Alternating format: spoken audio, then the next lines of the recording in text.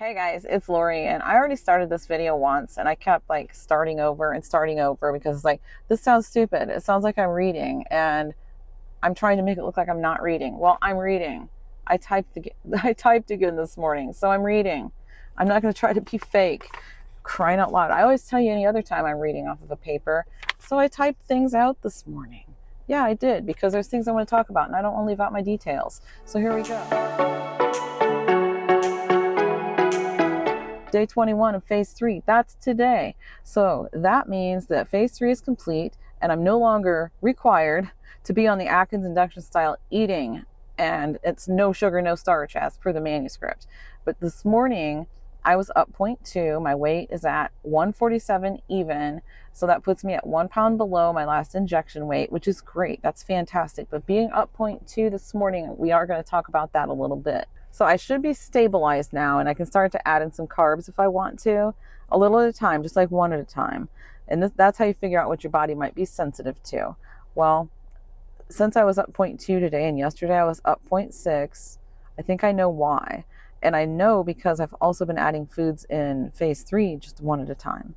Not just in phase 2, you're just on a strict, this is what you can have, that's it, nothing else. You can have 500 calories a day, period. So that's phase 2. But phase 3, you can add things in, you can up your calories. I mean, obviously you're going to want to up your calories because you're no longer injecting the HCG. So that's when you can add in your Atkins induction approved foods, basically. No sugar, no starch, but you can add things in, take your calories up a little bit, see how many calories you can have without gaining and still maintain your weight during that stabilization period. Okay, now where was I? Because I was reading, but now I'm not. So since I was up 0.2 today and I was up 0.6 yesterday, I know that there's something that I added that might possibly be making me go up a little bit. And I think it is something that I added. I mean, it could just be a normal fluctuation. Maybe, maybe not. Probably not, because we have bananas that are going bad. Well, I hate to waste food. So yesterday I had a banana, and the day before that I had a banana. Not only was my weight up the following day both times, but I could also tell that my stomach wasn't quite sure what to do with it. I could just tell. I could tell by the way I felt. And that might sound silly, but I really could tell by the way it made me feel. So I could feel it. Yeah. But now, am I going to ban bananas forever? No, I'm not. I'm just going to be more mindful and maybe just eat half a banana and see what happens. You know what I mean? So that's part of the purpose of such a highly restrictive diet in phase 2 for the last 21 days. Then into phase 3, it's still restrictive, but a bit less since you're adding in your foods, but still sticking to the no sugar, no starch rule or Atkins induction approved foods. I did eat watermelon, but that's a case of do as I say, not as I do. So yeah, I ate it. It worked for me. Don't do it. So now that I've completed the 21 days of phase 3, like I said, I can add some carbs if I want to. And when you do add something, you still want to add one thing at a time. Maybe I'll add something like a sweet potato and see what happens. And if I seem to do okay with that, maybe I'll add something like, I don't know, oatmeal or something and see how that works out for me. See if it makes me gain, see how it makes me feel. You know, you get the idea. So yeah, it's like when you have a baby. Okay, I wrote that down in here. I typed that out. It's like with a baby. You start them on baby foods and just give one thing at a time to see if it agrees with them. Say you give baby some peas, gets a little rash, so you say, well, maybe that's from the peas, right? So a week later, you give him peas again, another rash. Okay, so now you know baby's sensitive to peas, right? Well, it's the same thing. It's the same principle with what I'm doing right now. And I've done this before. I know I've done this before, so I have a pretty good idea of the things that I'm sensitive to, but I don't think I've ever tried to eat bananas this early on. And, you know, maybe I have always been sensitive to them as far as that goes, but I don't really eat them that often, so it's probably never really affected me. I mean, it might make me go up a little bit the next day, but it's like no big deal. But I can't be eating bananas every single day. You know what I'm saying? Bananas or whatever it is that you might be sensitive to. I know I keep saying bananas because that's what I ate. How many times have I said that now? Okay. Yeah, you might think I'm 55 years old. I think I know what I can eat. Well, if you're on a weight loss journey, obviously you were eating things you shouldn't have been. It's that simple.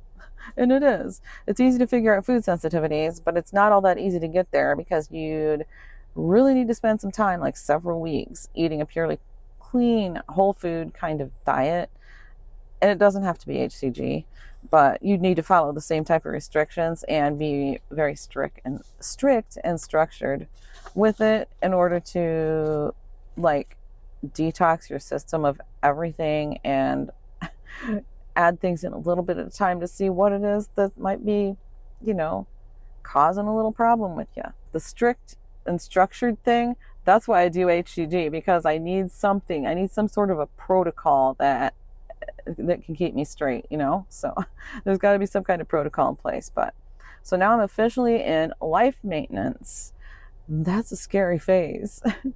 There aren't any rules in this phase. I make my own. Now is going to be the real test for me, life maintenance. Life maintenance is the challenging part.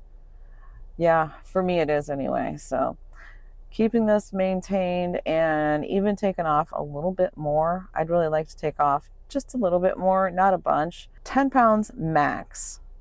And then I could just kind of stabilize right in the 135 to 140 something, 142 maybe, something like that. I don't know. I'll decide when I get there. I'll know how I feel when I get there. And right now I feel like I need to lose a little bit more to be at my ideal weight, which I don't even know what that really is.